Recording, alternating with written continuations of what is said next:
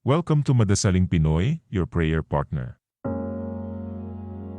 Ngayon ay Lunes ng ika-4 na linggo sa karaniwang panahon. Ang mabuting balita ng Panginoon ayon kay San Marcos.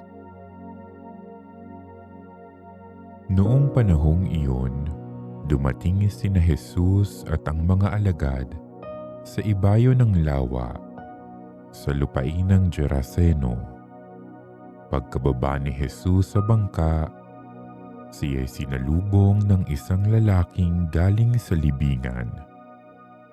Ang lalaking ito'y inaalihan ng masamang espiritu at sa libingan naninirahan.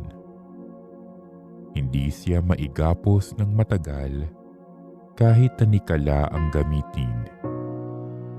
Malimit siyang ipangaw at igapusin ng tanikala, ngunit pinaglalagot-lagot niya ito at pinagbabali-bali ang pangaw. Talagang walang makasupil sa kanya.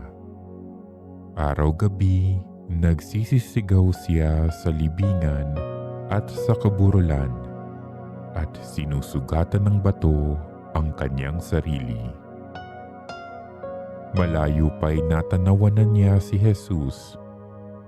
Siya'y patakbong lumapit at nagpatira pa sa harapan niya at sumigaw ng malakas, "Jesus, anak ng kataas-taasang Diyos, ano ang pakialam mo sa akin?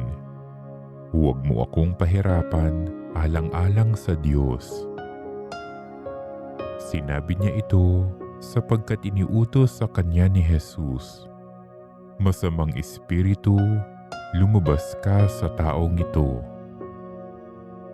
Tinanong siya ni Jesus, "Ano ang pangalan mo?" "Pulutong sapagkat marami kami," tugon niya. At mahigpit nilang ipinakiusap kay Jesus na huwag silang palayasin sa lupaing iyon. Doon naman sa libis ng bundok ay may malaking kawan ng mga baboy na nanginginain. Nagmakaawa kay Jesus ang masasamang espiritu na ang wika, "Papasukin mo na lang kami sa mga baboy." At sila'y pinahintulutan niya.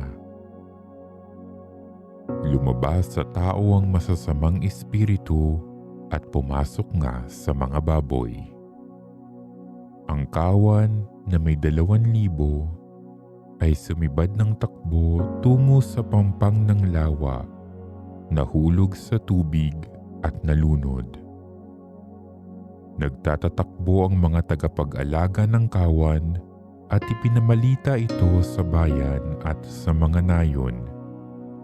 Kaya't pumaroon ang mga tao upang tingnan kung ano nga ang nangyari. Paglapit nila kay Jesus ay nakita nila ang lalaking inalihan ng mga demonyo. Nakaupo ito, may damit at matino na ang isip, at sila'y natakot. Isinalaysay sa kanila ng mga nakakita ang nangyari sa inalihan ng mga demonyo at ang sinapit ng mga baboy. Kaya't ipinamanhik nila kay Jesus na umalis sa kanilang lupain. Nang sumasakay na si Jesus sa bangka, nakiusap ang inalihan ng mga demonyo na isama siya. Ngunit hindi pumayag si Jesus. Sa halip ay sinabi niya, "Umuwi ka at sabihin mo sa iyong mga kasambahay ang lahat ng ginawa sa iyo ng Panginoon at kung paanong nahabag siya sa iyo." Umalis ang taong iyon at ipinamalita sa Decapolis ang ginawa sa kanya ni Jesus. At nanggilalas ang lahat ng nakarinig niyon. Ang mabuting balita ng Panginoon.